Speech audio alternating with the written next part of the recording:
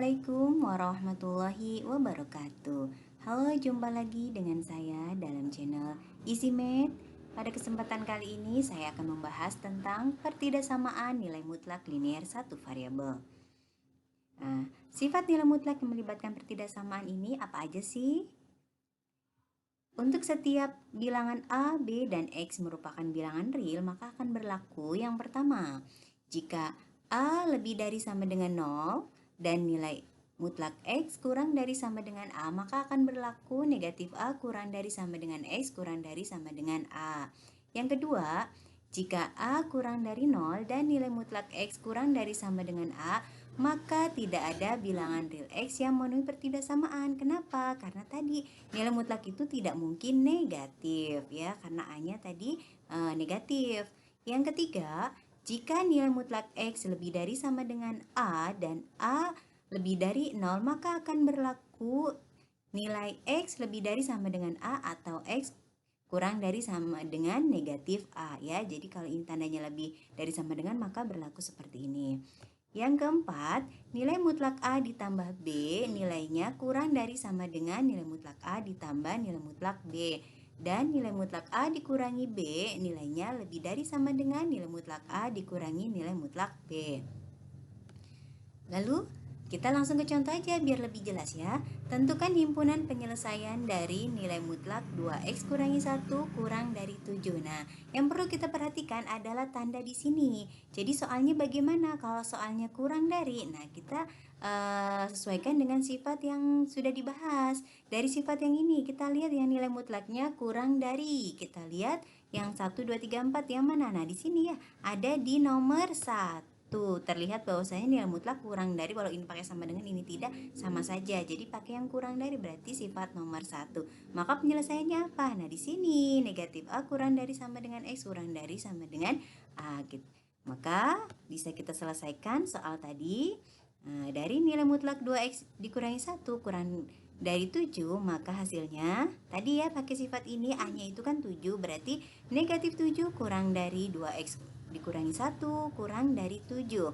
Lalu kita kan mau mencari nilai X-nya, maka nilai selain X kita pindah ruaskan. Negatif 1 pindah ruas, jadi hasilnya kedua ruas ditambah 1 ya, karena ini pindah ruas. Terus berikutnya masih ada sisa 2x 2x. Nah, karena kita butuh X-nya aja, berarti semuanya nanti dibagi 2 semua. Negatif 7 ditambah 1 itu kan hasilnya negatif 6. 7 tambah 1-nya hasilnya 8. Semua dibagi 2 berarti diperoleh nilai negatif 3 kurang dari X kurang dari 4. Seperti itu.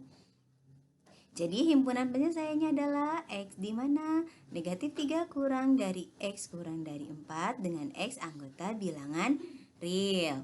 Contoh berikutnya. Nah, misal nih. Tentukan nilai X yang memenuhi pertidaksamaan nilai mutlak 2X min 1 lebih dari sama dengan nilai mutlak X tambah 3. Nah, kalau tadi kan di sininya bukan suatu nilai mutlak, bagaimana kalau misalnya sebelah kiri dan kanannya merupakan nilai mutlak? Nah, kita gunakan apa? Kita gunakan sifat dari nilai mutlak itu sendiri, yaitu caranya bentuk kuadrat dari, kan sifatnya seperti itu ya. Nilai mutlak X itu sifatnya adalah akar dari X kuadrat, seperti itu. Jadi ini kita bikin bentuk sifat nilai mutlaknya sendiri, yaitu akar dari 2X min 1 dikuadratkan, tanda tetap lebih dari sama dengan nilai akar dari X plus 3 dikuadratkan. Lalu ingat, menyelesaikan bentuk pertidaksamaan ataupun persamaan yang berbentuk akar itu dikuadratkan kedua ruas, sehingga hasilnya akarnya hilang, sehingga diperoleh 2x min 1 kuadrat lebih dari sama dengan x plus 3 kuadrat. Nah, di sini tidak perlu diuraikan, kita hanya memindah ruaskan dari yang sebelah kanan ke sebelah kiri. Jadi hasilnya menjadi 2x min 1 kuadrat dikurangi, karena pindah ruas jadi dikurangi x plus 3 kuadrat lebih dari sama dengan 0. Ingat, menyelesaikan ini kalau tanpa diuraikan bagaimana? Ingat sifat dari persamaan kuadrat. Jika berbentuk A kuadrat dikurangi B kuadrat, itu bisa kita ubah menjadi bentuk A plus B. Jadi ini hilang kuadratnya, jadi A plus B dikali A min B. Jadi ininya plus, ininya min. Jadi kalau ada bilangan dikuadratkan dikurangi bilangan lain kuadrat, maka bentuknya hilang kuadratnya menjadi A plus B, A min B. Jadi cuma beda di sini saja.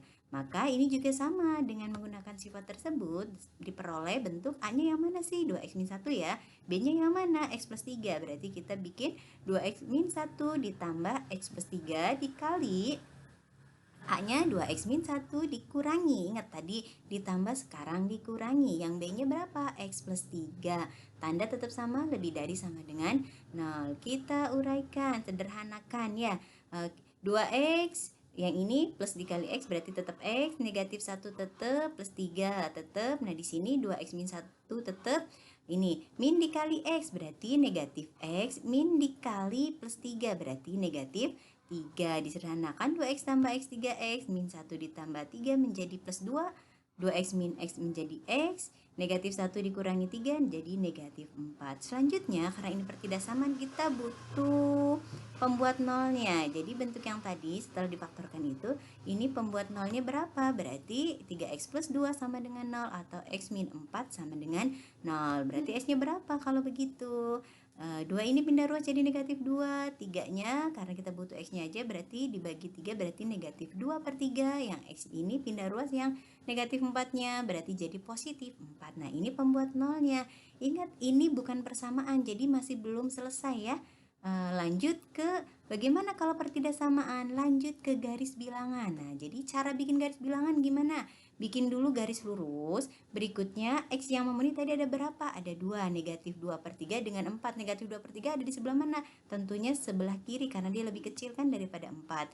Jadi kita bikin. Lalu ininya kenapa penuh? Kenapa ini bulatnya penuh? Karena tadi soalnya ada tanda sama dengan, lebih dari sama dengan. Kalau tandanya lebih dari aja ini nggak perlu penuh, tapi ini kosong ya, karena artinya dia nggak ikut.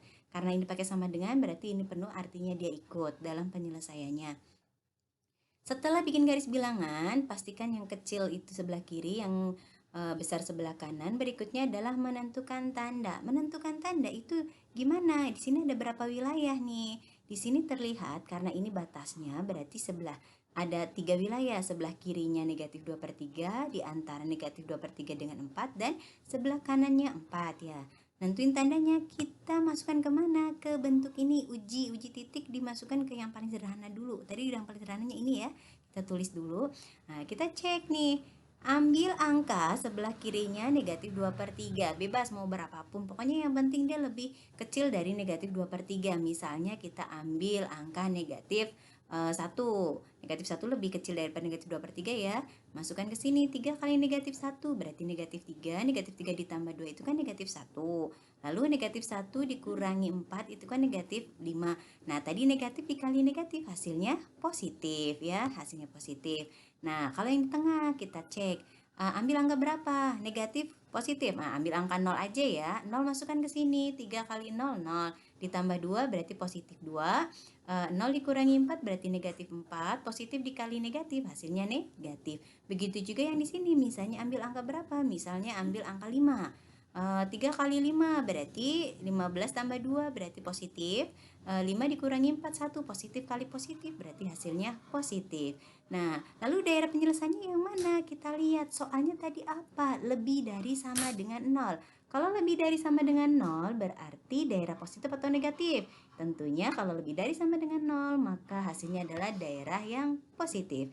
Jadi daerahnya ini nih ya, himpunan penyelesaiannya ini. Maka dari sini kita bisa tarik kesimpulan, jadi X yang memenuhi adalah yang tadi sesuai daerah wilayahnya, yaitu sebelah kirinya.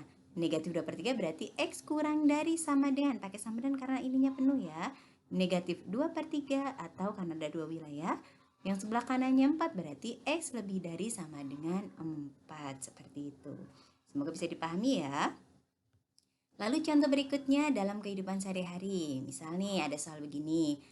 Pada mobil-mobil baru, angka kilometer per liternya tergantung pada bagaimana mobil itu digunakan. Apakah sering digunakan untuk perjalanan jarak jauh ataukah hanya untuk perjalanan jarak dekat dalam kota? Untuk suatu merek mobil tertentu, angka kilometer per liternya berkisar di angka 2,8 atau lebihnya dari 12 km per liter. Jadi ini ada sebuah merek mobil ya, bahwasanya dia bilang kilometernya berkisar antara 2,8 kurang atau lebihnya dari 12 km per liter. Berapakah jangkauan dari angka kilometer per liter dari mobil tersebut? Nah, jangkauannya bagaimana?